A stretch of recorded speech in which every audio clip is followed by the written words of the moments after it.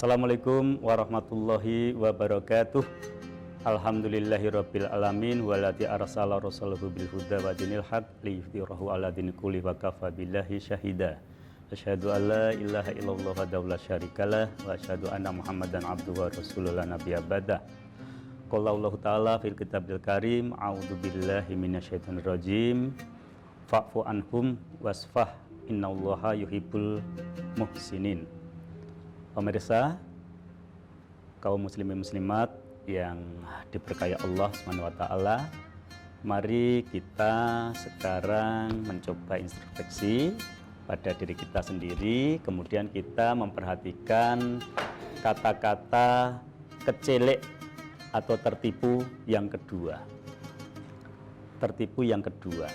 Jadi ada tertipu pertama tentang kemuliaan, sekarang tertipu yang kedua, yaitu tentang apa? Tentang kemenangan.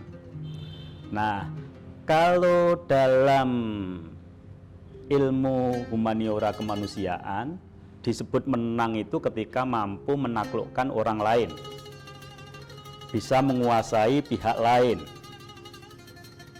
dia kuat di antara yang lemah, itu disebut menang. Kalau ada yang mengancam, dia berani, kemudian konflik berkelahi, kemudian dia mampu menguasai yang mengancam jadi terancam, dia jadi yang mengancam, itu dianggap menang.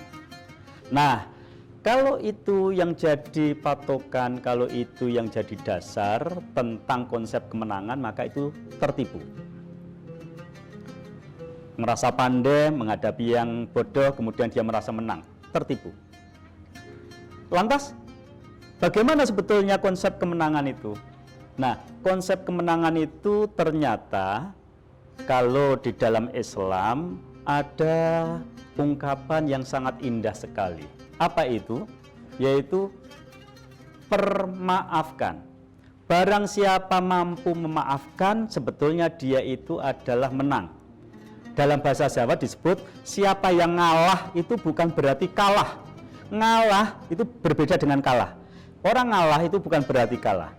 Orang yang memaafkan itu ternyata adalah luhur derajate tembemburine. Itu artinya adalah memiliki derajat yang lebih tinggi pada akhirnya.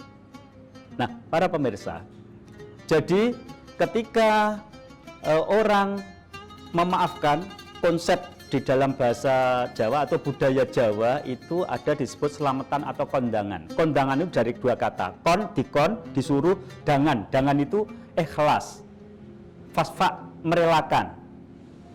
Jadi orang kondangan itu adalah mengundang tetangganya, mengundang kerabatnya untuk bisa datang ke rumahnya, makan bersama, kenduri. Nah, penduri itu sebetulnya itu ungkapan yang sangat lahiriah bagaimana mampu untuk bisa mengajak orang lain untuk berdiri sejajar egaliter. Orang mau makanannya itu berarti mau dengan orangnya. Kalau dalam bahasa Jawa, gelem panganane, gelem karo wonge. Itu artinya itu menunjukkan bahwa permaafan itu lebih luar biasa dahsyat dan kekuatannya dibanding dengan penguasaan. Makanya disebut pager mangkok itu lebih kuat daripada pager tembok. Itu ungkapan yang sangat luar biasa. Makanya seperti tadi diungkapkan di dalam Quran surat kelima ayat 13, fa'fu anhum wasfah innallaha yuhibbul muhsinin. Maafkan, kemudian ikhlaskan. Sesungguhnya Allah itu cinta kepada orang-orang yang baik. Orang baik itu seperti apa? Orang baik itu ketika dia dicubit, dia balas dengan senyum. Dikasih teh, dia balas dengan susu. Dikasih susu, dibalas dengan susu telur madu. Dikasih susu telur madu, dibalas susu telur madu jahe. Nah, itu namanya orang baik. Nah, pemirsa, muslimin muslimat rahimahumullah. Oleh karena itu, kalau kita itu konsep menangnya itu ketika menguasai pada orang lain, menguasai pada sekitarnya, maka itu adalah tertipu.